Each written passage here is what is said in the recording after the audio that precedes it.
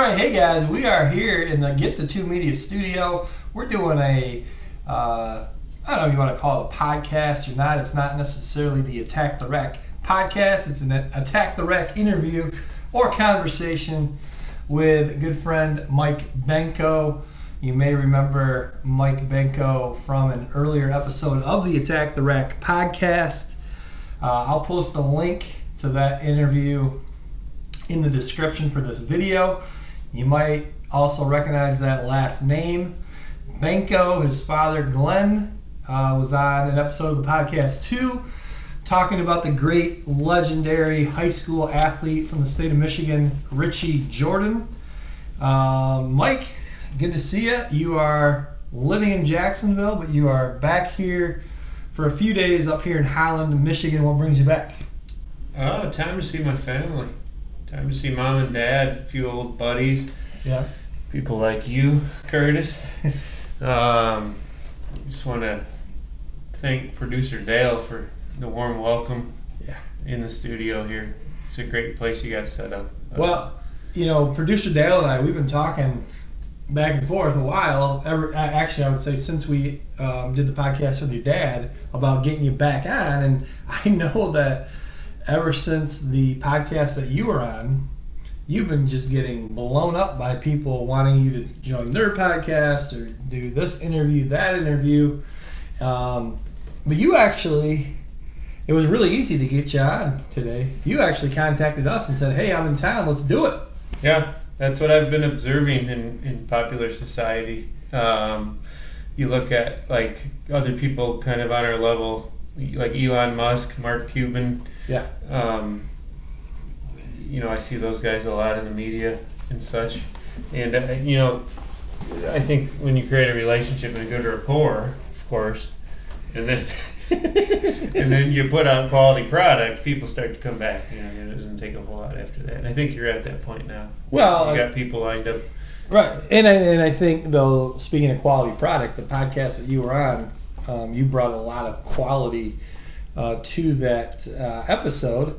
We talked a lot about your journey in professional sports. You've been working in professional sports kind of off and on since college. The off and on is the key part.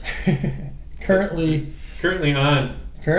Depends on what's on and what's off. I've realized being home for a few days now that there's a part of me that needs to be working on something big. Okay. I'm glad to be back, but I'm also thinking ahead second half of this year that we're in now.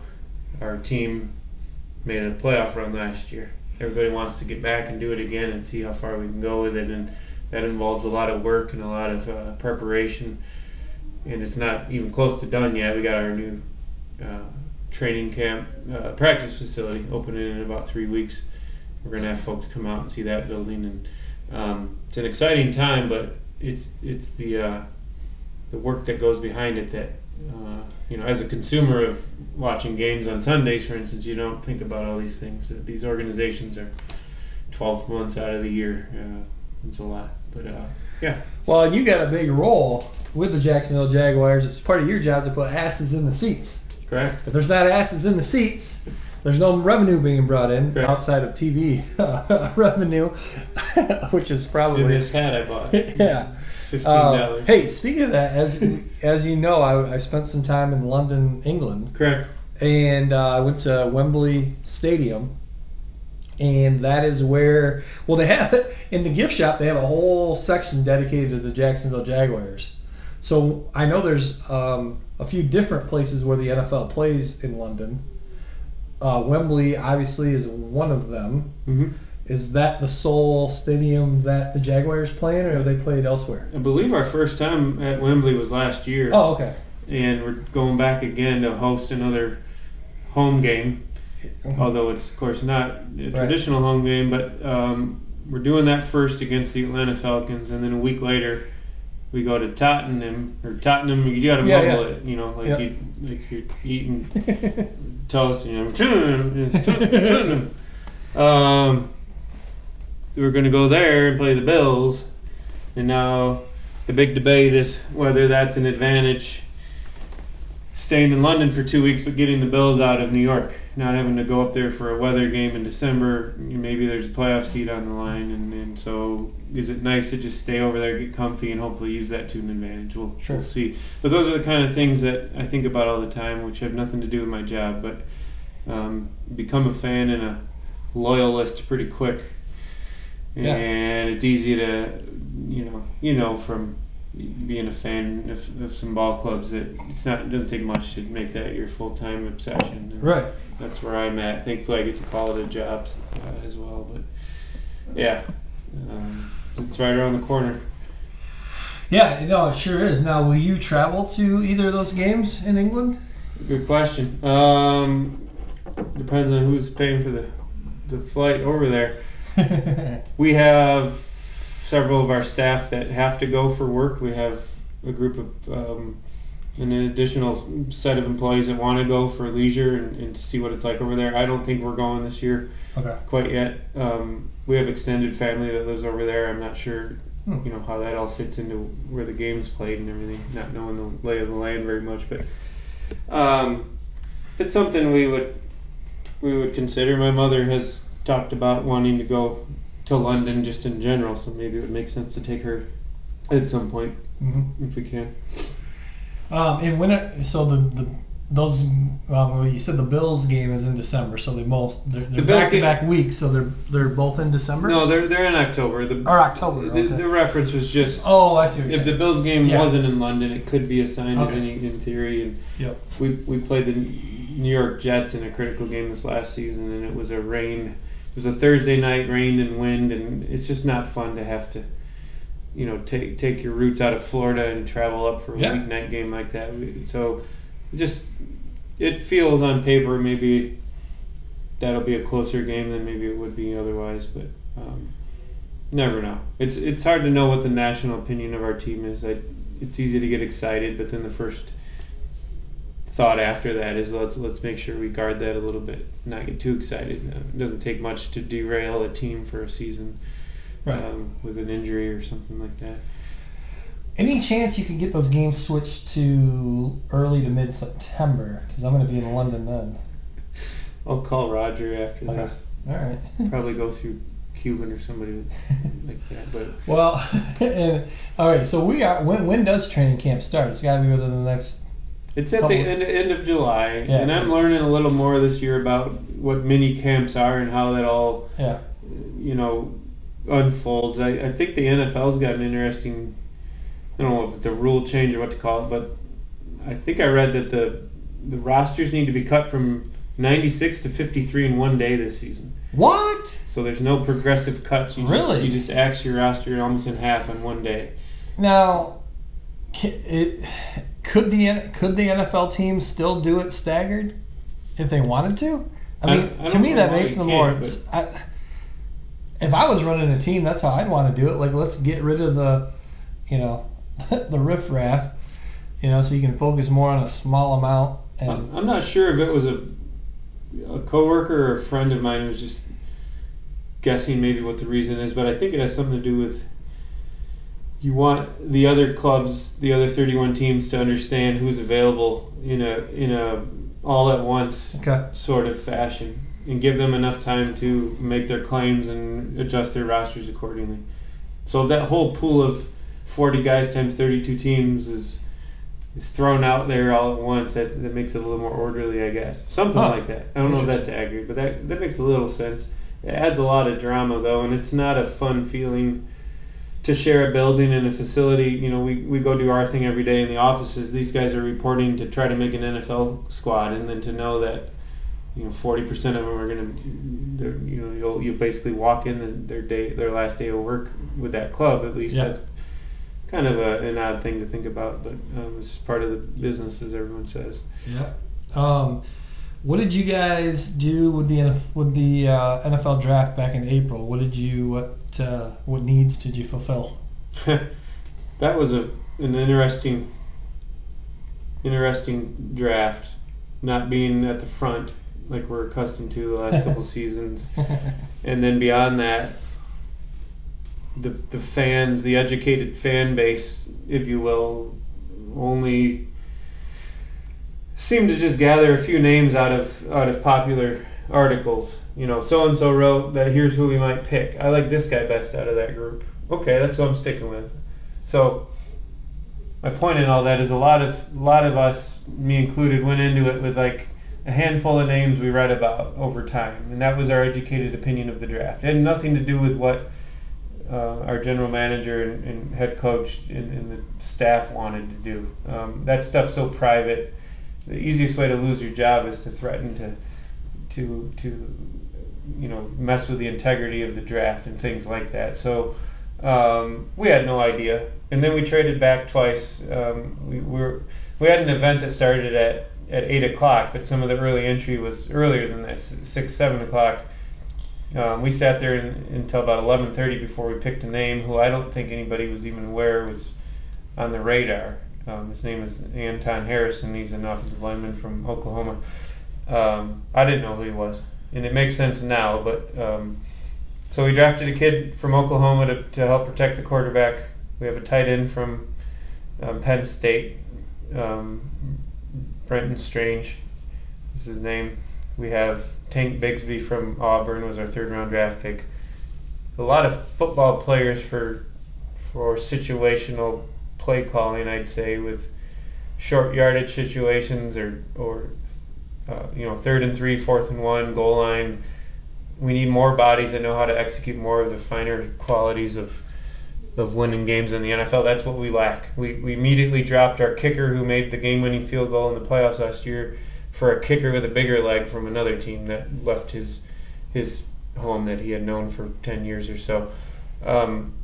We're doing all these little things to hopefully get over the hump with some of the nonsense crap that goes on in the game that we need to get moved past, I think. Mm-hmm. If that makes sense. Yeah, well, for sure. Just gonna take off soon? Yeah, it's like a spaceship. I like it. Okay, hey, so one thing that I've wanted to ask you about, we didn't get too deep into it on the last episode. We said we were going to talk about it the next time you came on, and that was your night out with Ian Kinsler. So, first of all, that was when you were working for the Texas Rangers. Yeah. This is about what year? 2006, 2007. Okay. I started late 2005 and I was there until 2007, and this feels like it was in the middle of all that. Okay. So circa mid 2000s. Yeah. Okay. Is that how? Yeah, we don't have to get very close anymore because some of the people just listening. Use the word circa. Yeah, it makes you sound smarter and it covers a lot. So anyway. Yeah. You're rubbing elbows with Ian, and he says, "Hey, Mike, you want to go grab a beer?" No. Oh. Let me explain. So, at the age I was working for the team, the only thing to do after work is go to happy hour, or go to the bar, or go to wherever.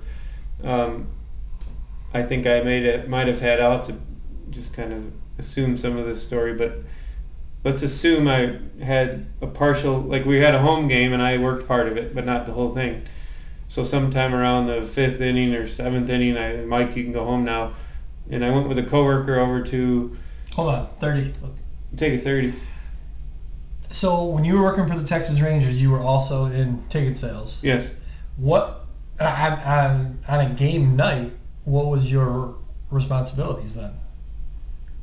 So. Trying to still sell more tickets for future games? Yeah. Oh, okay. Yeah, always. Okay. It's always what we do. But in baseball, there's always inventory. There's always, not always, but unless you're so-and-so with a new stadium or you're the world champion Red Sox or something, you don't have an issue with seats. The average team. And the average team that's hiring doesn't have trouble with it. So you're figuring out creative ways to sell large numbers of tickets. Group ticket sales is what I've always done. So, yeah. What are we doing now? Kinsler or not Kinsler? Yeah, so they say, "Hey, Mike, thanks a lot for working tonight. It's the 5th, 6th inning. Go enjoy the rest of your night."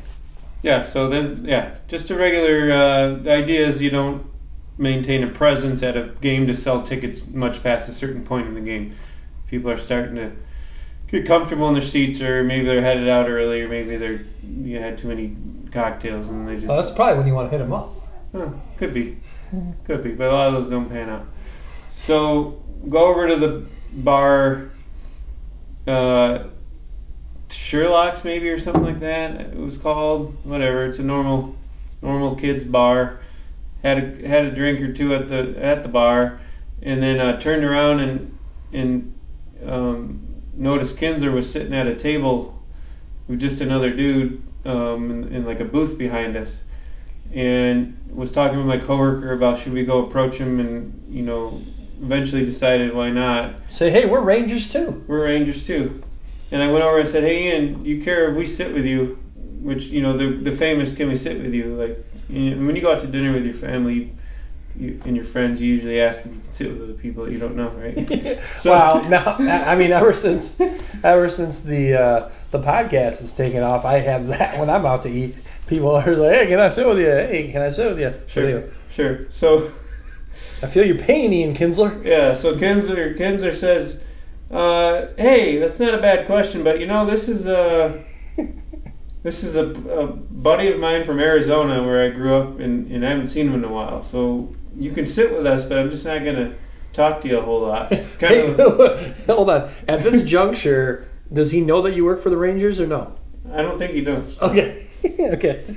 So he lets us sit down. Kind of an awkward question by me, and then an awkward answer by him. But we're at the table at this point, and start to notice pretty quickly that his friend is a dud. He's not very interesting. He doesn't talk much. He's just kind of I don't know what. And I start talking to Ian about baseball and what kind of beer he likes and different things. And it turns out like me and my coworker like kind of stole him away from his friend. So the three of us sat together and talked about. I remember at the time there was a second baseman for the Orioles, Brian Roberts. Yeah, oh yeah. And I was telling Kinzer, I'm like, I think you and Brian Roberts are about the equally talented. But what do you think of that? And he's like, dude, I'm like 25. I'm happy to have a job. I don't really think about that. I'm like, do you get angry when you like try to steal and you get thrown out? Stupid things like that. What do you think about when you're batting? But then. Yeah, so we sat with him long enough. I don't remember exactly what we talked about, but more Rangers employees came in, and he knew a couple of them. So he kind of gathered that I worked for the team. I remember distinctly that we both drank 4 Budweisers, and he did. He put his label, like he'd tear off the label on his bottle and stick it on the table. So he did that every time, like a sticker of achievement. And so, we probably sat with him an hour and a half, 2 hours, and then it took off, and I watched him drive away. And then I ended up seeing him multiple times around town on usually like weekends of home games. So after he would clean up and go out for the night with his girlfriend, I think the girl he married. So anyway, yeah, it was just kind of interesting. I saw other players at the same bar, but not ones that could associate with as easily. And that was it. Well, and at some juncture of the conversation, you did make him aware that you were also part of the Texas Rangers. Let's just assume I did, thinking that would. I don't know. I probably didn't even think about it. Okay. And I've had when I was in Texas as well, and I told this story to somebody recently that Mickey Mantle's son, David Mantle, lived like outside of Dallas. Mickey was born in Texas, I believe. Oh, okay. And David had seats with the Rangers, and a couple times he came up through the offices and walked through and shook hands with everybody. And he looks kind of like Mickey Mantle from, me and Mickey used to hang out. But he knew why people would want to associate with him, and he had a granddaughter that he would take to games sometimes on Sundays and things like that. Usually he didn't drink and party because of the history of alcoholism in his family, I believe, is the reason. And so he would do take my granddaughter, we're going to sit for a few innings, and we're going to just have cotton candy and popcorn and kind of hang out together. Very simple, like dynamic. And a couple of times when I wasn't working, but I knew he was going to be there, I would go sit with him and watch a game, and he would tell me about stories of like when like Yogi Berra would come over to the house, and like these guys would be out like partying out in the kitchen in the main area, and the kids would be in the bedroom with the door cracked, and they'd kind of be listening, and it was just a interesting childhood. You don't know if you could imagine that, like famous Yankee players coming over to your house. That was cool too. That was one of my favorite memories of my time in sports. It was hanging out with people like that. I mean, it's just cool to know the history. Was the Manny Ramirez bat purchase, was that when you were with the Rangers or the Nationals? That was the Nationals. Okay, so you also spent some time working for the Washington Nationals. Yeah. We got to hear the Manny Ramirez bat story. Did I not tell it? You did, but you didn't get into too much detail. This is great. The whole story? Yes.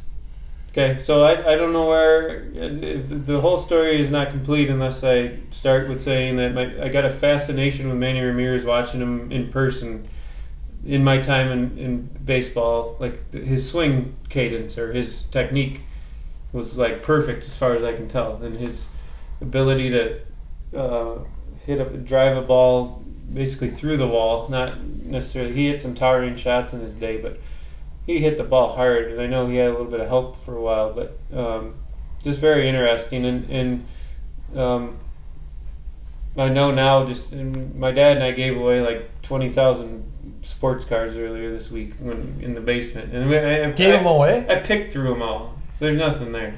The good folks at the mission might not know that yet, that there's nothing good, but we'll let them figure it out. But I have an obsessive quality for collecting, in a lot of, feels like males from our generation are like that. But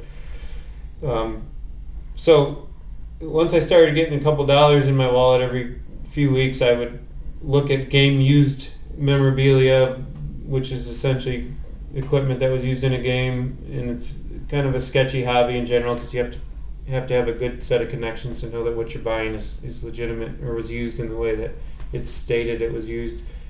But Manny became a fascination of mine through watching him hit, but then realizing he, won 2 World Series in 04 and 07, and was part of that Red Sox and the Indians back before that, and then he went to the Dodgers and just kind of high-profile teams.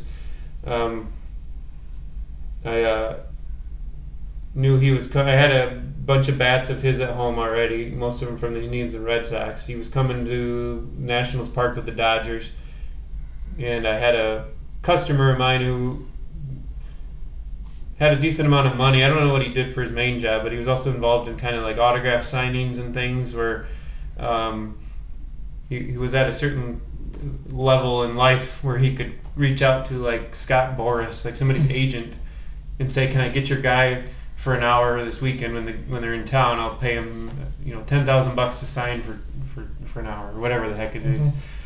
And so he had a connection to Manny's posse, which is like Manny walks around with, or used to travel with a group of, a few boys that spoke Spanish and were familiar to him, made him feel good on the road, people he could go have dinner with and, hang out with when he's traveling in these big cities and being ridiculed by everyone. That was his piece. So I'm sitting at my desk, and the Dodgers are on the field taking batting practice, and there's a game that night, and I think I have to work, and I get a text that says something like, got a hold of one of his boys, he's got a Louisville Slugger Dodgers bat, you'll never find another one, they'll bring it out to the parking lot, but you gotta get back here in 10 minutes, and you gotta bring cash. And I'm like, how much? Just as much as you can get. And I'm like, the ATM limit's $500. We'll try that. So I like hung up my phone, and I think I was working at this time, and I put my stuff down, and I said, I gotta hurry up and figure out a way. And I don't remember if I went out through the tunnel underneath the stadium, or if I went out like a regular entrance, but I think I came back through the tunnel. I went out to the ATM, which I think is in center field through the main entrances. Took a max withdrawal of $500. Service fee. And then I don't know. And then I had to walk around or drive around. I went to a point back behind the stadium, behind home plate. There was like a like a maintenance entrance of some sort, and there was a pole, like a telephone pole or a steel beam where I could hide behind it. And so the guy, I told him, I'm around, where are you? And he came up and he took the money from me like in an envelope, and then he proceeded to drive down the road about 50 feet. And somebody ran up this ramp with a bat in their hands, and they talked at the car for a minute, and they were arguing a little bit about some things, and eventually he got him to do it. And I was watching this from behind the pole, and then he I think when they went back into the dugout, like through the back down to the ramp into the facility, he called me up to the car and he's like, you can come up now. It's like, here, I got you. This is what we got. And he's like, this is all they would do, and blah, blah, blah. So then I went back through the tunnel of the stadium and took an elevator up and went back to my desk and I had a box already for it. I put it like under my desk or something. But anyway, that was the bat story. But I eventually sold that, just like everything else I used to have. So did you turn a profit? Pretty sure. Yeah. Good. Good for you. I also owned Manny Ramirez's last home run jersey, game worn jersey that he was wearing when he hit his last career home run for the White Sox. Oh my God! But it was on St. Patrick's Day is in March, right? Yes. So this was halfway to St. Patrick's Day. So whatever, 6 months on top of him. So it would be a September game, and so as a promotion, they wore green pinstripes, and I think it was his only home run with the White Sox. The point in all this is, if you know Manny Ramirez to be a classic Cleveland Indian player or a Red Sox Hall of, or World Series, probably won't ever make the Hall of Fame, World Series winner, you don't think of a White Sox, you don't think of green pinstripes, you don't think of any of that. And he had a home run, he came back to the dugout and spit tobacco, and there was like a stain on the front. And all this was on the jersey I had, and it was all documented. But just when you move towns or switch careers or take a break, it costs so much to do that. And the only way sometimes is, I paid $2,000 for that. I sold it for $4,600. Nice. At the time, it was like, okay, I don't know what the heck it's worth. It's worth whatever you get for it. It's worth whatever someone will pay for it. This guy was a little bit of a fanatic about 500 home run stuff. Like he was over 500 home runs, and so therefore it was a necessary part of his hobby. These people are convinced they have to add certain things, and if you have one of them, then that's when you do well. All right. Well, hey, one thing that we did want to talk about was the milestone that you hit. Now it's probably been a couple months, right? Depends on what milestone it is, but yeah. I mean, you set out a goal. The goal was what? Well, to get back into a career in sports at a later age and make some major changes in my life. I felt like there needed to be something to ignite all of that. And I left my job of eight and a half years right before COVID came along, and I remember February of 2020, I tried to run. I don't know what my goal was, but I wanted to run. I think I do remember my goal. And why I came up with this when I wasn't running much at all, I don't know. I wanted to run 100 miles in a month. Can I run 100 miles in a month? I ran February 1st and 2nd, and then took 26 days off. And it wasn't to rest from the first. Well, February's not a good month to try to do that because it's only got 28 days in it. Yeah.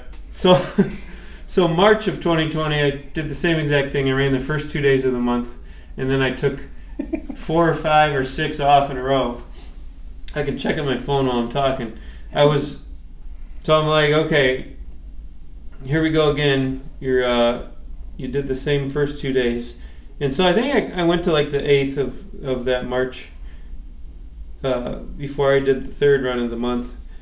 And I actually kept going after that and somehow figured out how to turn it into a habit. So I ran 100 miles March of 2020, and then I ended up I was going to try to do 100 months in a row, but that's not reasonable now that I've gotten this far. But I did 30. 30 months in a row. So I did 30 months in a row of 100 miles or more running, and I think I have all these numbers on my phone, but recently I calculated 3,800 miles in 34 months. Wow. So, anyway, it's just been a way to prepare to encounter the day. To be able to grind at 42 years old and hopefully, many more years.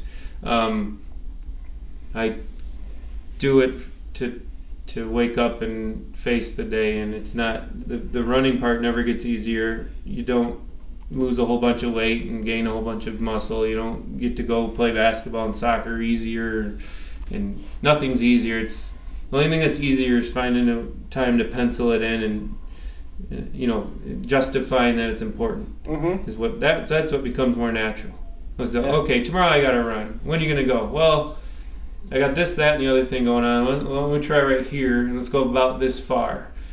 And be serious with yourself when you go to bed tonight. When you get up in the morning, you're gonna do this thing. You're gonna go running tomorrow, but it's not a big deal, and you've done it before.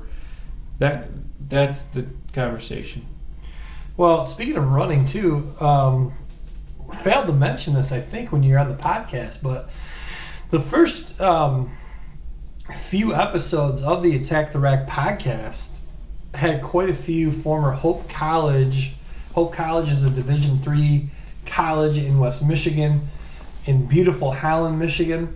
Had quite a few former basketball players from Hope College. Also have, many of you know from the podcast, Peter Hunsberger, recurring guest, football analyst. Soccer legend at Hope College. Played a year of soccer at Hope College. Scored at least a goal or none. He probably maybe would lead more towards none, but we can ask him. He'll obviously be back to becoming a recurring guest here once the NFL season approaches. But you also were an athlete at Hope College. I don't know about that. Yeah, you're on the cross country team. I ran 1 year. 1 year. You never ran cross country in high school. No. What year was it? The senior year. My senior year. Senior year. So you never ran cross country in high school. Until my senior year of college. And all of a sudden, senior year of college, you decide you're gonna. Isn't that what everyone does? I don't think anyone has ever done that in the history of athletics. How did that come about? That was probably wanting to prove something to myself, probably some girls in there to impress somewhere along the way. And then my cousin Jimmy had run his whole life, very good runner. He was good runner, big Dodgers fan. Big Dodgers fan. Loves them boys. And he pushed me to basically say I've run with you enough where I think you could hang in there at least. And it allowed me to prove some things to myself that I could do it. And I think I ran my first marathon not too far after that. I've done 4 of those now. Wow. Maybe another one at the end of this year. But anyway, yeah. All that stuff with physical accomplishment or whatever you want to call it, physical endurance it's one of those where you can achieve way more than your mind probably leads on. But I was just surprised with this running thing that, like I said, it doesn't ever get. You don't like if you're training for something specific, you can get a little bit quicker, a little bit stronger, a little bit better at running up hills or finishing strong or whatever the heck. But my gosh, it's never any. It's a challenge every time. Yeah. Just like any sport. I mean, when you exercise the right amount of effort, But yeah, I think that's what us humans are supposed to do. Sure. Just get outdoors once in a while. What's your take on this kid out in California playing baseball? The pitcher and the hitter and you get to watch him much? That guy from Japan? Yeah. Shohei Ohtani? Yeah. You watch ball anymore? Not much.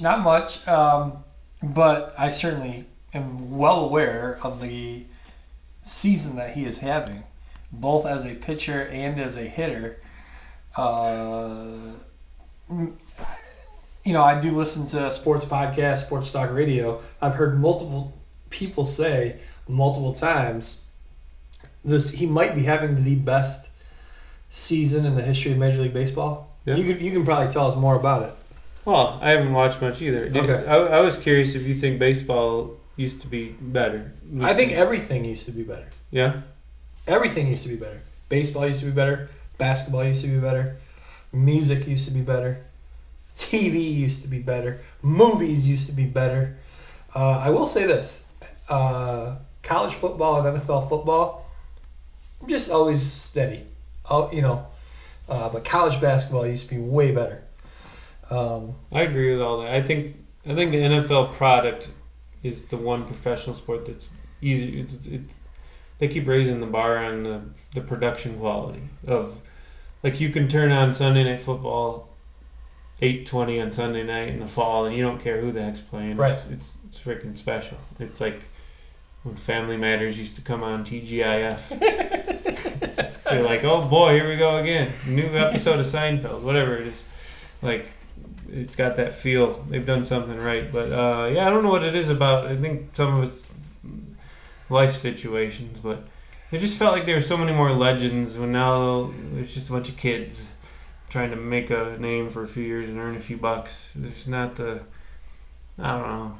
I think what's indisputable, let's take football out of the equation because we both agree that football is still, always been good, still good. It's indisputable that NBA basketball, college basketball, Major League Baseball is different now than it was when we were growing up. You can't dispute that it's different. It is 100% different. Now it becomes, what is your opinion? Is it better now or was it better back then?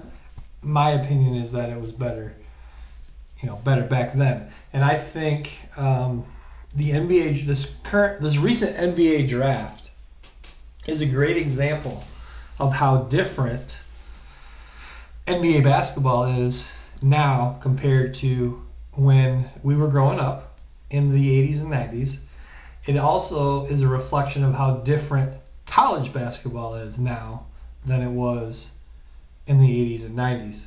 When you watch the NBA draft, you don't know who any of these guys really are. Mm-mm. Very rarely is there even a 3-year college player or certainly a 4-year college player coming out of a classic college basketball program that that you've grown with, that you watched play for 3 or 4 years in college, and now you're excited to see where he gets drafted. Now you're excited to watch him play his rookie season with whatever team that he plays for. Did you used to, I don't know the right way to say this, but the easiest way for me to kind of think through this whole topic is to think back what it meant to, like, watch a guy like, and some of the examples are teams I didn't like, but the reason is that the players were so good. Like Christian Laettner and Grant Hill and those types of names, they were grown butt men by the time they came out of college. Like, they would have their own families, and now they're going to go play pro ball and make everyone even more proud and make a living off of it. It was like, I don't know the guys there's no comparables anymore, and the guys who are like that now don't get rewarded for it, don't get drafted high, and I didn't know that. That's because those guys have already come out after 1 year. Yeah. If that classic Duke team you're talking about was in 2023, Laettner wouldn't have played 4 years. He would have come out after his freshman year. Grant Hill would have come out as after his freshman year, and we probably wouldn't have known really who they were yet. Or we wouldn't know that much about who they are. But because they stayed 3 or 4 years, now you really know them well, and you know that team because that team was full of guys that were there for 3 or 4 years. My dad was saying that the reason, like, that, I don't know how to pronounce his name, but which is a sign of how little basketball I watch. The kid from Gonzaga, Drew Timme, didn't even get drafted. Didn't get drafted. Yeah. And the reason, my dad said he read an article that some guy did a study or something and looked at what the reason was, and that a lot of it's is that these guys can't cover in space, and there's a lot of isolation plays in today's NBA, and they're not quick enough. I mean, guys like that used to be the guys that I think we celebrated. Yeah. It was like a guy like him or like that Garza kid from Iowa. I was just kind of like that name just popped into my head too. Yeah. And it's these like 4-year senior type guys that look like they're 26 with a wife and 3 kids already, and now they're just, you know, they have a shot at winning something big their senior year usually, and then they go on and you're interested where they land, and then you want to follow that team, and I don't see any of that. I have no association with. Yeah, and it takes away from March Madness too, because you're every game you're like, I don't know who any of these guys are. They're all freshmen, you know, they're all sophomores, and you know, the rosters, they just turn over every year. There's no building a team, and I don't know what a solution is. You know, I don't think, you know, even though I wish guys would stay in college basketball for at least 3 years, because I think that would make college basketball better. Maybe that's me just being selfish. But I don't think that there should be any kind of rule. You know, right now there's a rule you have to be 1 year removed from high school to be eligible for the NBA draft. Even though, again, I would like them to stay longer. I don't even think that should be a rule. You know, once you're 18 years old, you should be able to do whatever you want. You know, the unfortunate thing about that is it does water down college basketball, make it not as good, and I think that then translates into the NBA too. It just makes it less interesting. But again, I don't know what the solution is. What do you think about this question? These are the kind of things that interest me. I like to think a lot, and certainly always do that with sports too. Like, do you think it's important that college basketball is popular? Do you think that kids need to grow up with Major League Baseball on TV in the summer or go to a game? Does it even matter? Or is it things that we value or we remember or are nostalgic about, and therefore we want it?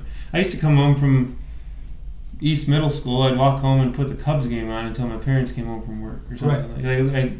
But it was more about like hearing Harry Carey and having it on TV than it was necessarily. I learned a lot of names and I watched, but I didn't study the game. I wanted to see Ryan Sandberg bat and Sammy Sosa bat and whatever, but I didn't sit there and be like, how's he pitching today? Or, right. Well, who's pitching today? You know, I didn't care. But that was important to me. Has that been replaced by something else, or? I would say it certainly has. And like what you just said, you would go home and turn on the Cubs game and watch the game. I don't think that today, you know, kids actually just sit down and watch games. I don't think they sit down and watch a Major League Baseball game. I don't think they sit down and watch a college basketball game. I don't think they sit down and watch an NBA game. You know, maybe during the playoffs, maybe during March Madness. I think what they do is they hop on YouTube and they watch LeBron James' top 12 dunks of his career. You know, they're watching basketball. Yeah. But they're not watching an actual game be played. Yeah. Yeah. That's what I think. That's right. And it's the attention span thing is huge. Yeah.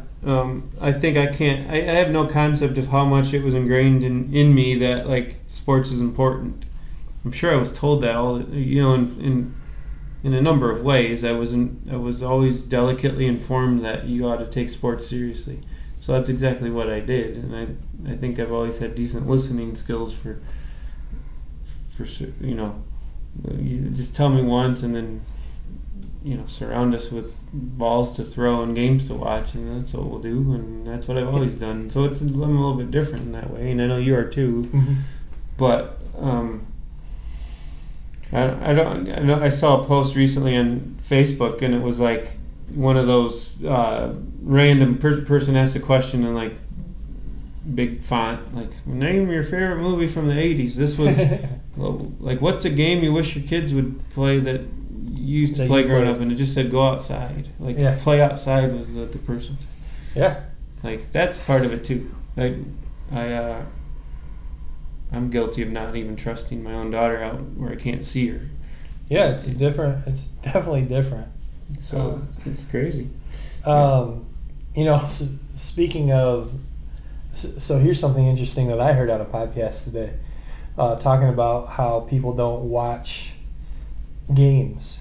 Now, the point that this person was making, it was about, the incredibly low ratings that the NBA has now.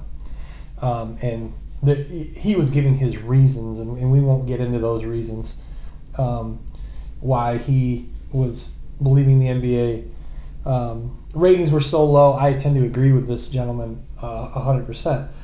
But the point I'm trying to make is he brought up that in 2020, the Last Dance Netflix series, on Netflix, I'm sorry, it's on Netflix now. It was on ESPN.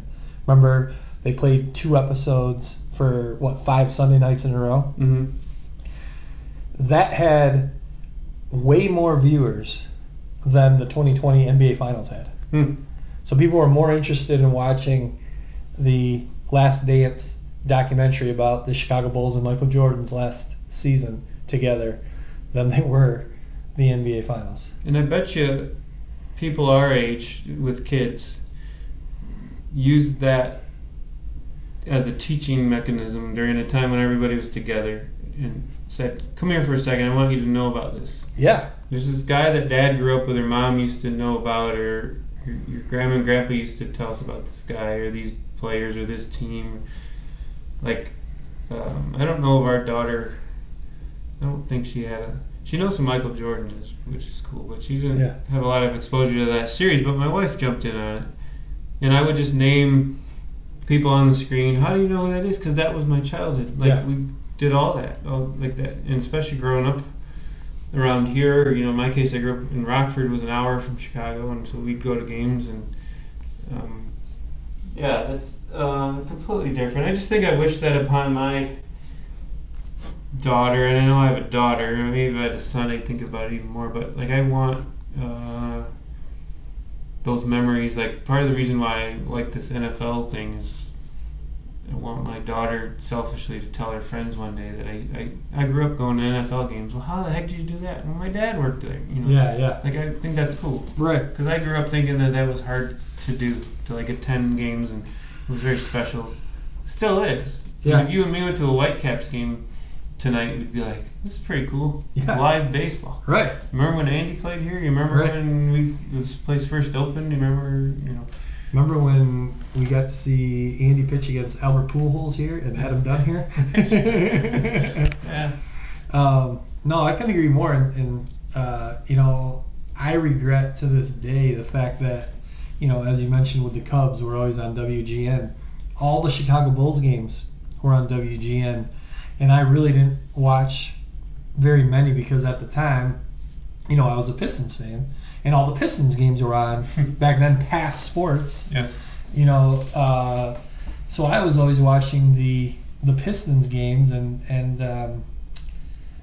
missed out on being able to watch every Michael Jordan game.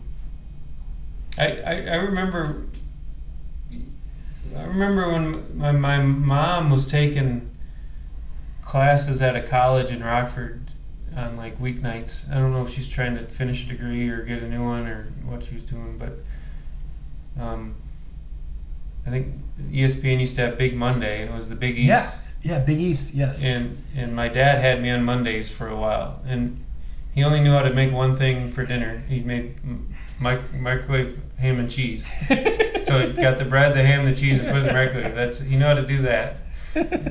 And I was big into math and sports at the time and numbers. So I would sit in this rocking chair, kind of kick it back, and they had a little ledge on the side, and I would get out graph paper, the little boxes, and a pencil, and my dad would bring in the ham and cheese, and we'd put on Big Monday. Yep. And I'd watch 2 college basketball games, eat my sandwich, and write numbers in boxes from 1, 2, 3 as high as I could count, and I would just sit there and do all and I learned who all these players were. We're talking 6 years old, 8 years old kind of stuff. I remember Illinois had a team with Kendall Gill and Marcus Liberty and Nick Anderson. Yep. Are they all on the same team? I think so. Okay. Late 80s, 89, 90. Yeah. And Kenny Atkinson or something like that, or Kenny Battle. Kenny Battle. I don't know. Yeah. And I remember like falling asleep at night, and my dad's like sitting there with me, and we're listening to the game on the radio, like 9 o'clock at night on a school night, listening to Illinois basketball on the radio, and I'm like 9 years old. And the point of that is because I have a daughter now who's not about this, the same age. She would never have a clue how to even figure out half of that, like to be interested in anything to that extent. But that was all I did, and it's like throwing balls and counting numbers and watching games and doing it all myself. Yeah. And it's still what I do now. I mean, the place I belong is kind of who I've always been, is what you learn. Just like you were always a podcast host. Always for the last year. Yeah. So what are you looking forward to most second half of this year, sports wise? I guess. I mean, football. Hands down, football. And it's going to be here before you know it. The first preseason game is usually always that first week of August, which is a month away. Yeah, the third week is like the 25th, 26th, so back 14 out of there. So it's like, second weekend in August, I think. And being a Lions fan, every year we're optimistic. Yeah. But this year, based on the second half of last season, I think we have actual hard evidence to back up being optimistic this season. I think it's because of the NFC division. NFC North is really weak. So on paper, feels like it. Yeah. You probably have the same perspective of the Lions as I'm cautiously optimistic because I'm so close to it that I feel really good about it, but I need to guard that. And I think you're pretty sure that this team, like I look at the Lions and go, yep, they're pretty good now. That's probably, you probably think the Jaguars have potential now, but you don't have as much optimism because you're not there, or you don't know as much about it. And I think it's probably that way with you. You know for a fact that you've seen enough where this could jump and be sustainable. But our division's weaker too. We have arguably 3 rookie quarterbacks could be starting by the end of the year. Mm-hmm. That's what you want. And you just saw Aaron Rodgers say bye-bye, and then I don't know if the Bears will ever figure it out. And the Vikings lost Cook. Yeah. And Cousins he's got to be on the back end of his career, right? Technically. Yeah. I don't know how many years. How many years would you imagine he's a viable, reputable starter in like 2 more full seasons, maybe? Yeah, 2 more. 2 more. Yeah. And he might come over because he's from here. He's from Holland. Yeah, I'd love to have him on the podcast. He might be down the hall. Hey, producer Dale, can you see if you can get with his agent? Okay, thanks. It's good. Dale's on top of it. But I heard Kirk bought the old Clearbrook. Yeah, he did. The local paper. Yeah. Ohio Sentinel. Yeah. So football. See, now here's the problem: is we're 2 grown men living our lives 4 months out of the 12. What do you do the other 8? Well, I will say this too, and I don't know how much you tune into the Attack the Rack YouTube channel. Speaking of that, if you guys have not subscribed yet, please do so. Part of the Attack the Rack YouTube channel, I was doing a video series towards the early part of the baseball season where I was watching a random game, and then I was, after the game, then I made a quick little 4 or 5 minute video about the game, and I would talk about how many players on the 2 rosters that I actually recognized. Very low. I can't name too many Major League Baseball players right now. I tried it. I think I did 4 or 5 of them, and I just couldn't really do it. And again, I don't think it was necessarily because I was bored with watching baseball. It was just because I don't have the connection with the players. But I will say one thing I do always enjoy every October is the Major League Baseball playoffs. So you asked what I'm excited about the next 6 months or the second part of the season or year here. Certainly NFL football, certainly college football, but also Major League Baseball playoffs. All right. I like that. That's the best time of year for feeling the sport. Like you can feel playoff baseball in the air, and I've been to some big games and been excited about many more. And there's something about going to the beer store, getting a six-pack before you come home and watch your team play a playoff baseball game. Well, what's so cool too about it is like when there's a playoff baseball game on a Saturday night or a Sunday night, and you get so hyped up for me to watch Michigan football Saturday afternoon or the Detroit Lions Sunday afternoon, and then that game is over, and it's like, sweet, I still got another Major League Baseball playoff game to watch here tonight. Especially on Sundays when it's like, okay, Lions game's over, Monday's right around the corner. You put that aside because you still are excited about being able to watch a Sunday night Major League Baseball playoff game. Right on. I agree. I don't remember what I watched last year. Who won last year? Braves? Yeah. Good. Being that it is Major League Baseball season and it's really the only thing going on right now, heading into, and I'm not sure when this podcast is going to get posted, but we are a week prior to the Major League Baseball All-Star festivities, Monday night home run derby, Tuesday night game. What do you think about going position by position and naming your favorite player at each position? Do that. Okay, we'll go back and forth. We'll start with we'll just go the number system. So 1 through 9.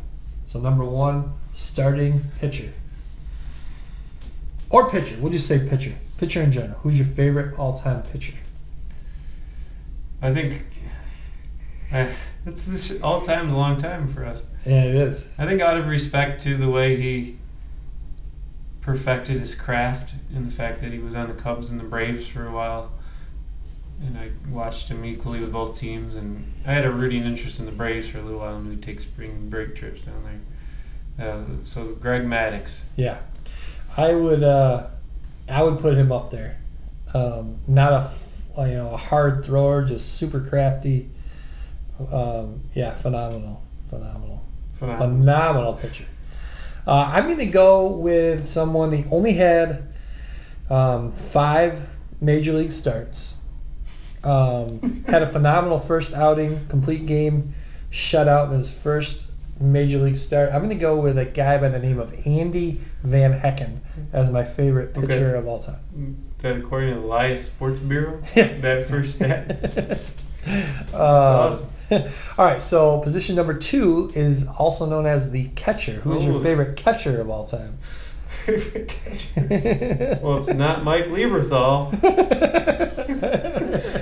I don't know why that is. Crap. The easiest memory is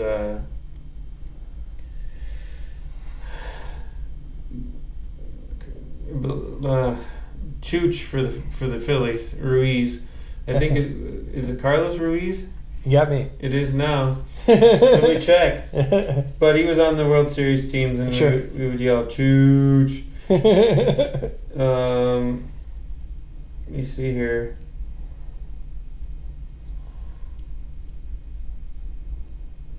Yep, Carlos Ruiz. Okay. Nicknamed Chooch, is a Panamanian former professional baseball catcher. So I got his position right too. Yeah, me and Chooch. Nice. We go way back. I'm going to go with someone who also I don't want to say he had a short-lived career, but he had a short stint where he was really, really good. Rob Long? Not because of the really, really good part. I thought he played in the minors for No, he was a bullpen catcher. A guy by the name of Matt Noakes. Oh, yeah. From 89 or 87 or something. Yeah, 87, 88. Phenomenal Detroit Tiger. There he is, Matt Noakes. The other 33. Most of you think Larry Bird. Yes. Matt Noakes is the other one. So what's next? 3, right? Which is first base. Who do you got at your all-time favorite first baseman? Toss-up between Mark Grace and Frank Thomas. I think my mom liked Mark Grace more than me. I think Frank Thomas was pretty fun to watch for a while.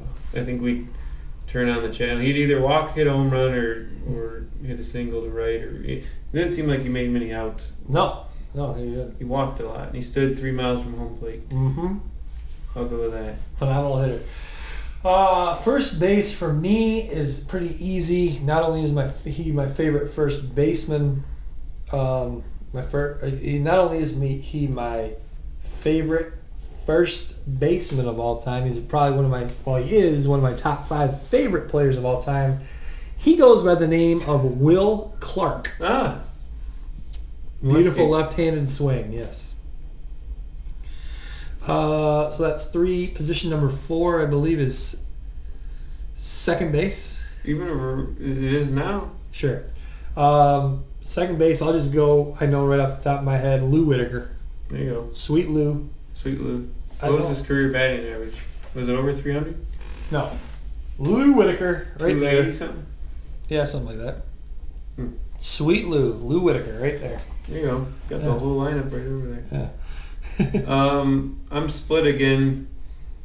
I grew up with Ryan Sandberg was like my favorite athlete first, even before Michael Jordan, and I used to collect just Ryan Sandberg cards. Like I probably had 200 Ryan Sandberg cards.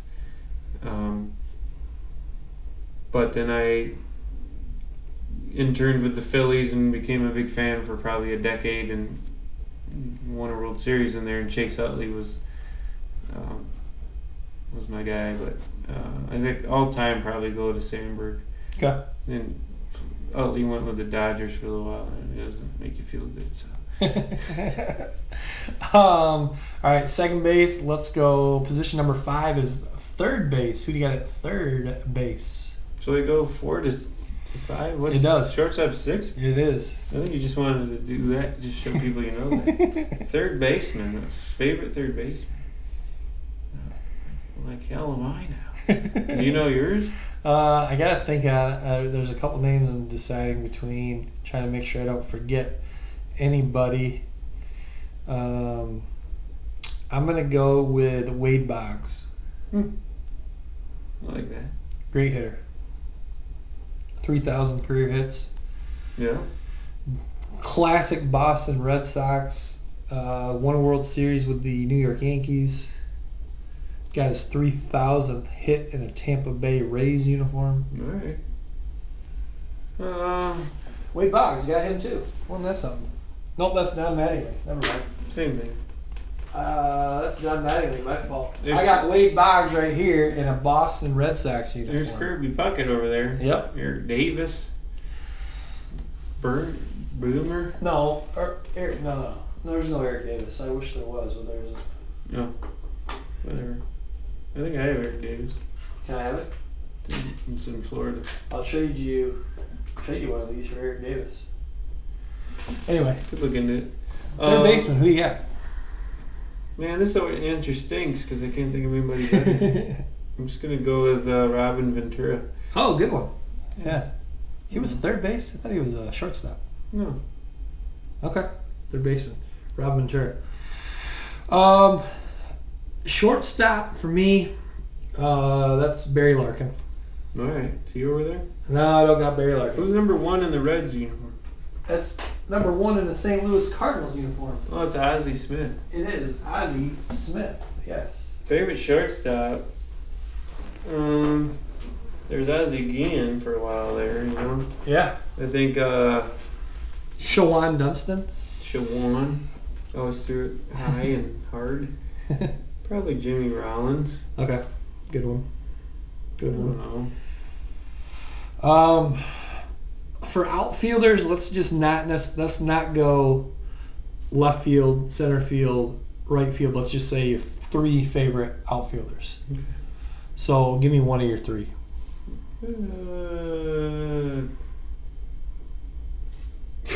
Manny Ramirez. Okay. I'm gonna go Ricky Henderson. Nice. You have a lot of respect for the game, you know? Yeah. Yeah. Ricky Henderson, I'll tell you what, I think he's an incredibly underrated player. I think he's a top 10 player all time. Statistically. Yeah. Runs, hits, and stolen base. Lead off home runs. I don't know, man. Griffey. I think everybody likes Griffey. Ken Griffey Jr. Yes. Who doesn't? Yeah. Nobody ever had a gripe about him. No. Shoot, I would have. I'm gonna not say Ken Griffey Jr. because you said Ken Griffey Jr. But just know that he's probably in that 3. All right, next for me, I would say Tony Gwynn. Nice. Your team's career batting average is pretty high. Yeah. I have one more. Yeah, you got. Yeah. Yes. I don't know. I guess Sosa. Same Sosa. Okay. I watched so much of his career thinking all these guys are real. All mine are on the steroid list. Yeah. Whatever. For me, my all-time favorite player, outfielder, Cincinnati Reds, center fielder, Number 44. played some left field, number 44, Eric Davis. Nice. And hey, in honor of recurring guest, NFL Attack the Rack YouTube channel, NFL analyst, mutual friend of ours, Peter Hunsberger, we do have for him his favorite player of all time, Darryl Strawberry. Don't call me Juice. Oh, fun stuff. All right, Mike. Well, hey, thanks a lot for spending some of your vacation time, limited time here up in the beautiful state of Michigan. Thank you so much for joining us. Hey, you know who else we got here? Your favorite player of all time, Michael Jordan, the GOAT, the greatest basketball player ever to play the game. We got him too. We got a bunch more over here, folks. We're not going to get to them today. Next time. Mike Benko, thank you so much. You're welcome. Thank you. Thank you, Curtis. Thank you, Dale. Thank you, everyone in the hallway that waited for me. Thank you for everyone who's waiting in Jimmy Fallon's waiting to come in. Waiting in the green room to get your autograph. Yes. All right. See you on the next one.